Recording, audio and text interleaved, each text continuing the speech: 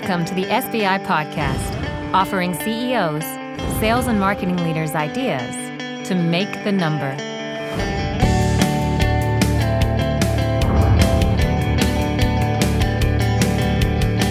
Welcome, SBI Podcast listeners and video podcast viewers.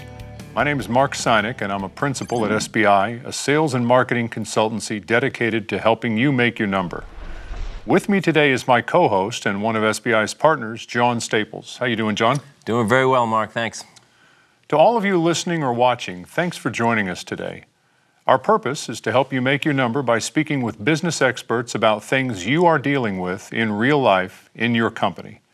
Today's guest is Jim Schlexer, and I'm looking forward to this because Jim is CEO of the Inc. CEO Project. The Inc. CEO Project is a coaching and peer advisory organization for high-performing CEOs.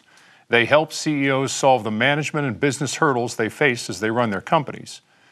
Jim and his company specialize in the issues that fast-growth firms in particular experience.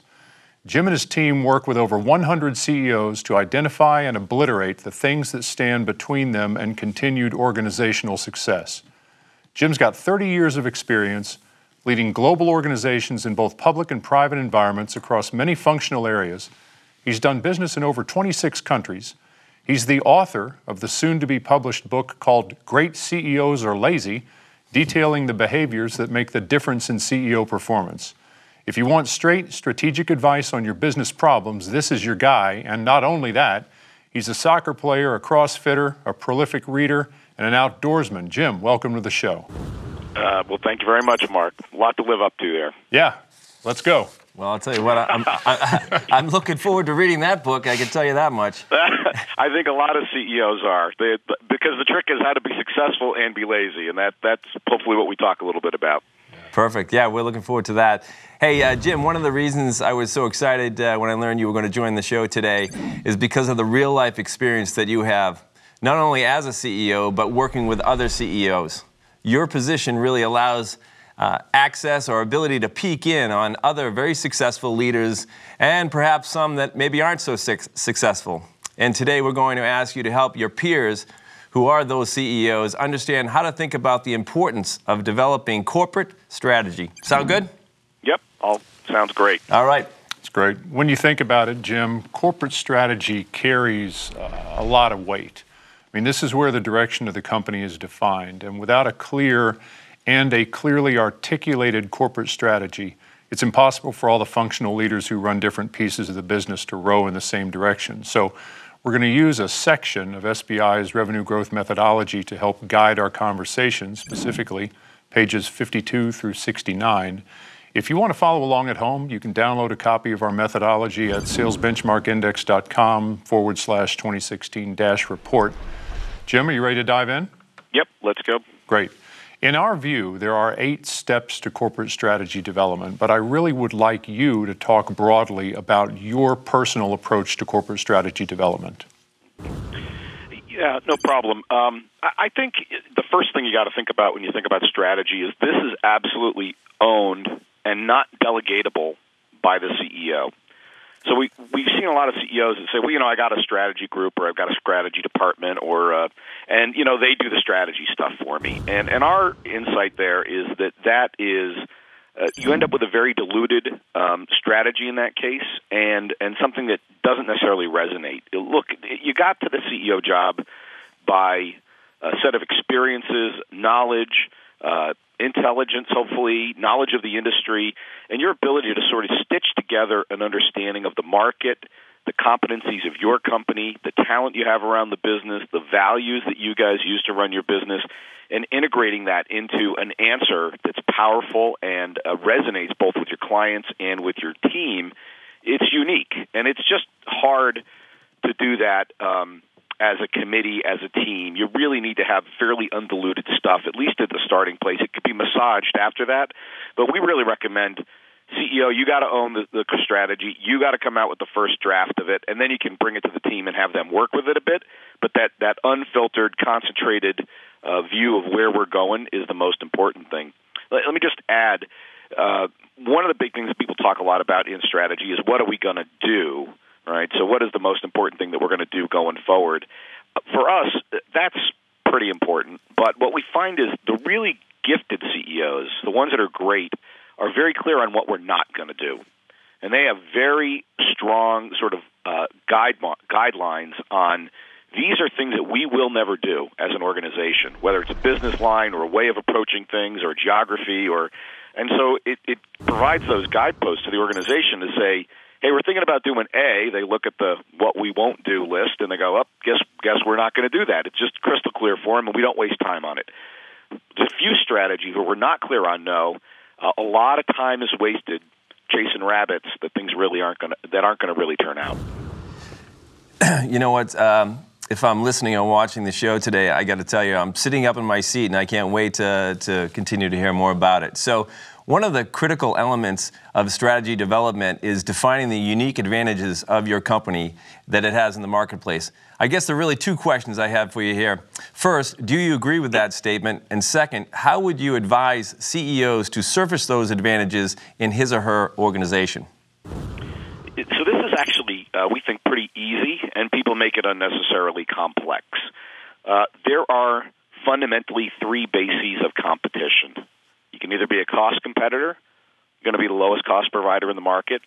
You can be a customer intimacy competitor, meaning I understand what's going on in the customer's market, in their vertical, in their space, maybe better than they do, and I can actually help them, guide them, and help them get where they want to get. You know, I'm a partner in that process. And then the last one is innovation. We do really cool stuff. We come up with it first. If you want the neat technology, you want a competitive advantage on technology, come to us. So in the first case, thinking about cost, think Southwest Airlines, right? Everything they do is designed to deliver a low-cost answer. They fly exactly the same plane. They paint them exactly the same way. They have accelerated processes to clean the planes and turn them around so they're not sitting on the ground, not making money. They're in the air making money as much as they possibly can. Ritz-Carlton would be a good example on customer intimacy. The way they announce you coming into the building, the way they understand your needs, the way if you're allergic to chocolate, you'll never find a chocolate on your pillow. They get you. They understand the client really, really well, and that's why they get the business traveler that they're after. And then, of course, you know, your innovative example is Apple, right? Super cool products. You know, I think they sold 100 million iPhone 6s within a week of introducing the product because why? It's innovative and cool, and people want it. Is it the cheapest? Nope, absolutely not. There are a lot of cheaper products out there, and they really don't care because they've got a very clear understanding of their competitive advantage being innovation. So for us, you know, when we start thinking about advantage, I say, look, you got three choices. You just got to figure out which box you sit in. So this isn't that hard. You know, the poor CEOs, the ones that really don't get it, go, well, Jim, you don't understand. We're unique. We are not only an innovation competitor, but we are a low-cost competitor. And the answer to that is the only way you can do that is to be pretty poor at both of them. You got to be clear that I am one or the other, and then you line up the organization, the talent, the systems, the way we do things to that point of competition. So I think it's just a matter of picking from the menu as opposed to coming up with brand new thinking that nobody ever had. Now, within the scope of being customer intimate or an innovative, there's all kinds of cool stuff you can do, and there is creativity required there. Hey, I wanted to follow up on that because you gave three fantastic examples: Southwest Airlines, Ritz-Carlton, and Apple. And when I think of those three brands in the marketplace and the strategies that they exhibit, I as a consumer of some of those services, I know what to expect every time. And how do you think the CEO is able to do it, and those companies drive that brand down into the rest of the company? So when I go to a Ritz, everybody knows how to treat me when I get there, and it's a great experience. Yep. Well, for us, it's once I've got my clarity around my strategy. I'll take Ritz just for a second. I could do any of them, but take Ritz-Carlton. They align, for example, their technology systems around giving you that special experience and making you feel loved. I'll give you a quick example. This is a technology and a process example, but it shows the kind of way they think about things. When you pull your car up at the Ritz, they'll take your bag out of the back.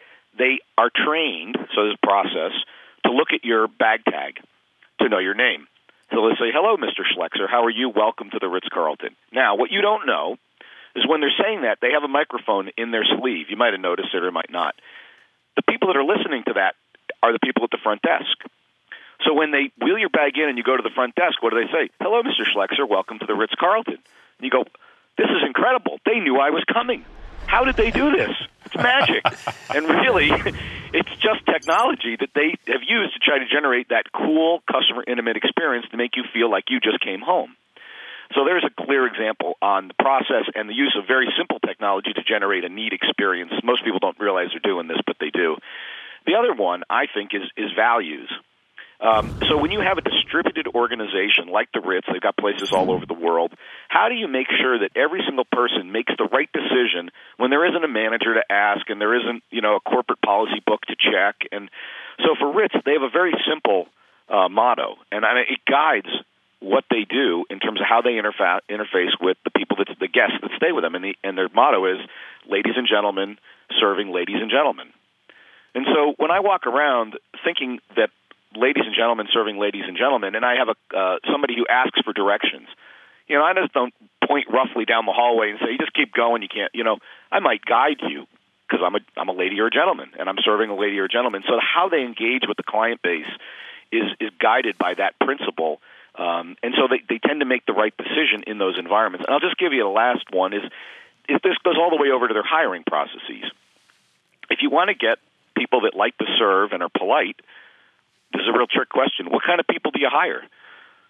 People that like to serve that are polite. It's pretty simple. So if somebody shows up and they're kind of grumpy and impolite and really don't seem to like to serve people, they probably aren't the person you want to hire. So they're very selective and clear about the kind of people they want to hire. The other example here is at Southwest, they want to be friendly, right? So, trick question, what kind of people do they hire? Friendly people. It's pretty simple when you get clear about what you are and what you're not. What we've really kind of ended up in here is a conversation about, what we would say is the first three steps, which is mission, vision, and values. And I'm excited to hear you go there. But if I could wind the whole thing back, one of the first things you said, which people should really pay attention to and put brackets around, is that this process of developing corporate strategy is not delegatable. So I'd like for our guests or our listeners today to hang on to that, because I want to take a quick break to make our audience aware of a new offering. But when we return, we're going to do a deeper dive on several of these things with Jim. We'll be right back.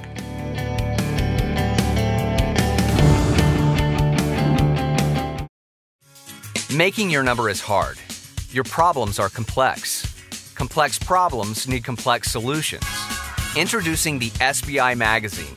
Read in-depth stories written by award-winning journalists about how your peers have overcome their problems to make the numbers. When you need more than a tweet, social post, or blog article, turn to the SBI magazine. Go to salesbenchmarkindex.com to subscribe.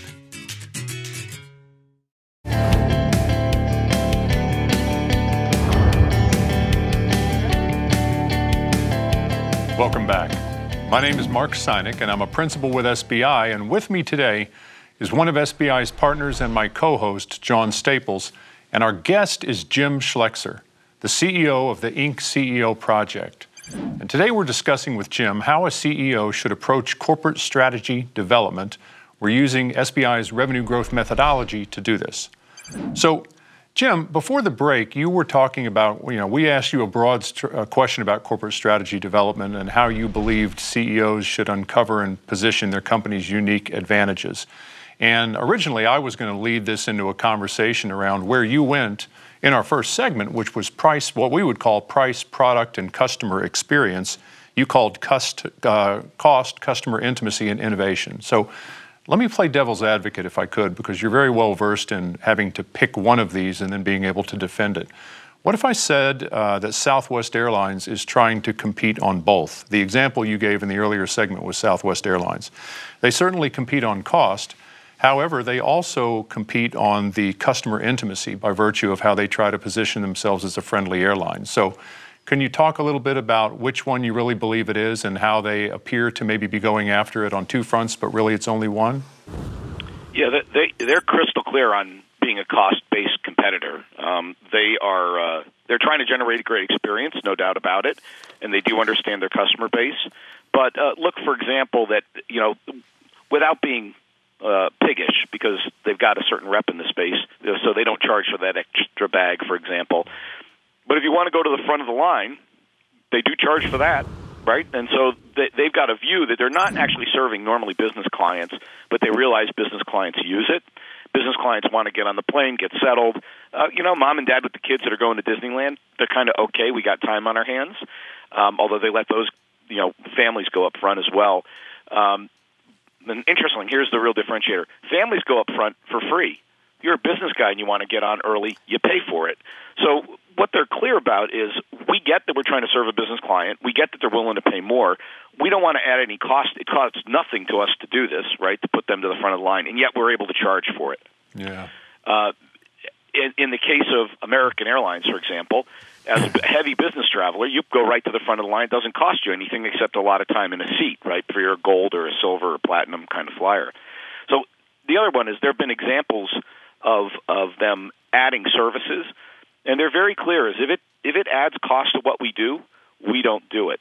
The classic example is they fly one kind of plane, right? So they fly a 737, and they do not fly any other class of plane.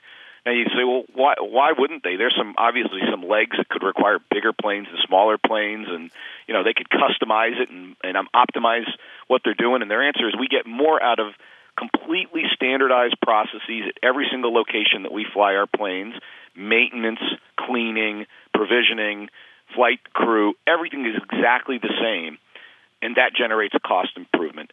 For us, we got a phrase that we use, which is focus equals growth. And I got to say, I think they've done it. They're very clear on what they do. They've completely focused the organization, and that focus allows them to continue growing.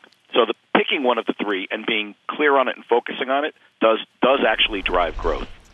So that's really big. If you look at everything they do, it's designed to take cost out of the system and not add complication and not add cost. And let me just add this idea of making it simple, meaning it uniform and the same. It's a little, on one level, boring. But on another level, it's actually very hard to do, to make something that simple the way they do. Hey, I know you've talked a little bit about price, but can you just expand on that a little bit around some of the key business questions I might be asking myself as a CEO if I've decided to pick price? I know you've touched on a little bit with Southwest Airlines example, but any key questions the CEO needs to really be digging into when it comes to a price strategy? Yeah, and let me be clear. What I said was cost, not price. So I want to be the lowest cost provider, and that is independent from my decision on price. Great point, Jim. Yeah. So cost is about, my operational efficiency, my ability to procure materials, what I pay people. All that goes together into my cost equation. Price for us should always be a value conversation. So we never say, well, let's just take our cost and add a standard 7% margin or 20% margin or whatever my number is. Let's think about what it's actually worth to the user, and that's what our price should be. So we don't want to extract all the value. We want to extract a fair amount of value. Even if I had the lowest cost, I could beat everybody on the planet on cost. I'm not so sure I would have the lowest price. I might be happy to have something in the bottom half, or if I had a really particularly cool product and I just figured out how to make it less expensively, I might even be more premium priced. So those two are uncorrelated for us. That's about a deeper understanding of the customer value proposition on why they use the product and what they get out of it. You look at Southwest, for example, they do dynamic pricing. So even though they're the low-cost provider, if I want to buy a last-minute ticket on a flight that's relatively packed with people, I'm going to pay a premium price for it. And they know because I've got to get from here to Toledo, I got to be on that plane. I got to be on it on Tuesday, so I'm going to pay the premium price. And so they understand that. So there's a case where even though they're low cost, there's no correlation to what they're charging me for that ticket. Jim, this whole conversation that we're having reminds me of the episode of SBI TV where the Chief Revenue Officer of Rackspace discusses talent acquisition. And I think it's relevant to this conversation because, as I'm sure you know, Rackspace competes on what they would call customer experience. They offer what they call fanatical customer support, and as a customer of theirs, our firm can certainly vouch for that. Our audience today might be interested in this, so I'd like to take another short break and direct everyone on how to subscribe to SBI TV. We'll be right back.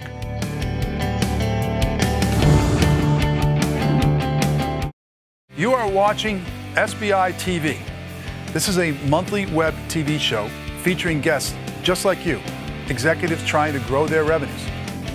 Each month, you can peek behind the scenes and watch your peers discuss their strategies for how they make their numbers. You are not going to want to miss this.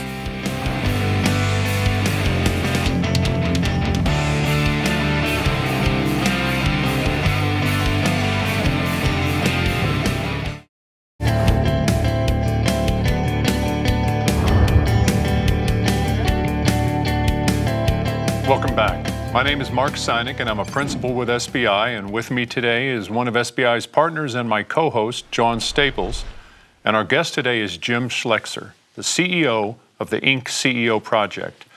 Jim, before the break, we discussed the role of competitive advantage in choosing which form of competitive advantage you were going to pursue in corporate strategy development. So the thing we would say company leaders sometimes forget about in their company's competitive advantage, selection of the competitive advantage, is that the differentiation has to be real in the eyes of the target customer. In other words, if the marketplace doesn't care, then whatever you've chosen as a competitive advantage doesn't matter. So how can a leader ensure that his company doesn't suffer from false differentiation, which is differentiation that's either not important to the marketplace or a false sense of superiority? Yeah, and that's an excellent point. You know, we've seen a number of lower performing companies that spend a lot of time on a point of differentiation that customers don't care about and won't pay for. And so that's just a complete waste of effort if you're going down that track. You know, the simple answer is CEOs, leaders, should spend a percentage of their time, and we generally look at that around 25% of their time or less, in what we call player mode. And player mode means I'm actually doing a functional role inside the organization, engineering, marketing.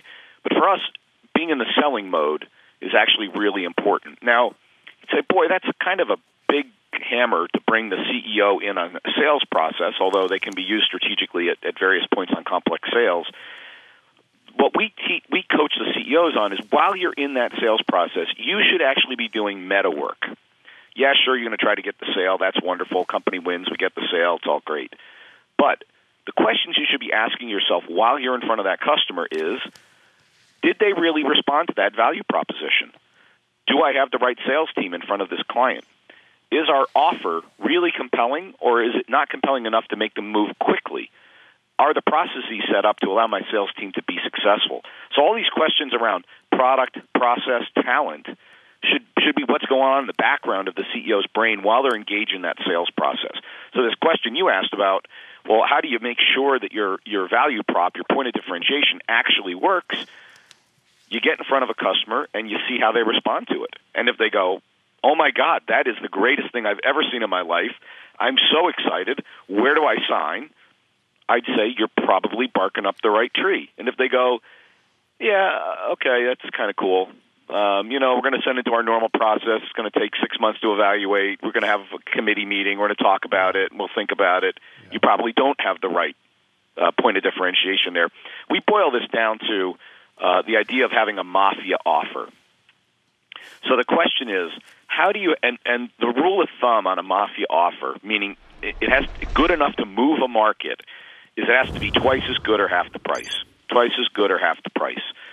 And where this comes out of is we talk to a lot of sort of more average CEOs, and, you know, they're 5% better or 7% better or a little higher service level. And that's not enough for people to take on the risk to make a change. If you offer something like you mentioned, Rackspace, fanatical customer service, particularly to somebody who's had some issues with customer service as they move their data and their processes into the cloud, that would be a very compelling offer for a certain kind of customer. They'd go crazy over that because they experienced not exceptional customer service. So now when they've got somebody who does it and can prove it, they're going to get those clients. So they're probably an ideal second place to go to, maybe not the first unless you're really knowledgeable. So it's about having that offer that is so good, and mafia offer comes from, you know, the Godfather. We're going to make him an offer he can't refuse. It's so good, they go, you know, I'd be dumb not to say yes to what you just put in front of me. If you've got your offer that good, that refined, that clear about who you're presenting it to, you're going to move the market. And if you don't, as a CEO, our recommendation is you need to spend more time on it until you can get yourself to that place. Yeah, Mafia Godfather offer. I think we just expanded our audience into a different segment there. So thanks for that, Jim. We're not recommending horse heads here. Let me just be clear. That's right.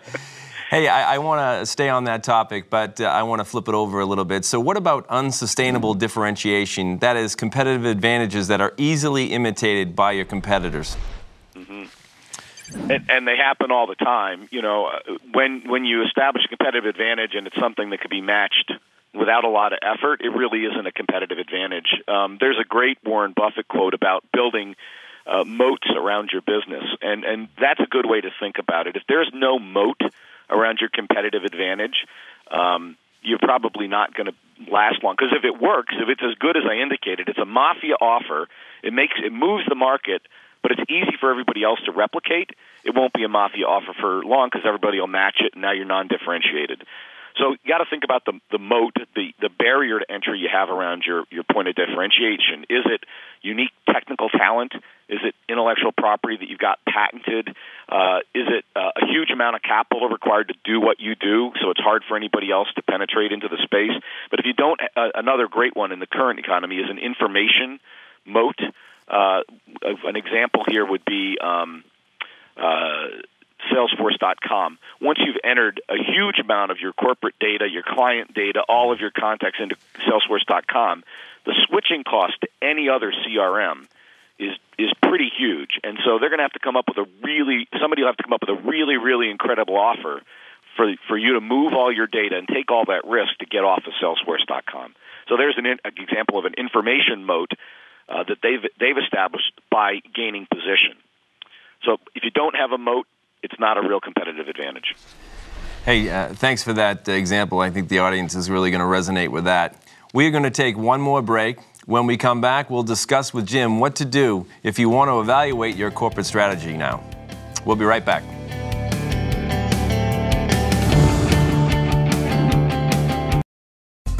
Each day, you receive hundreds of emails, tons of text messages, countless telephone calls, and sit in too many meetings. How do you find ideas to make the number with all this noise? The SBI blog filters all this nonsense for you and presents only first-rate ideas to make the number. Simplify your life. Subscribe to one blog and read the best content. Go to salesbenchmarkindex.com and subscribe today.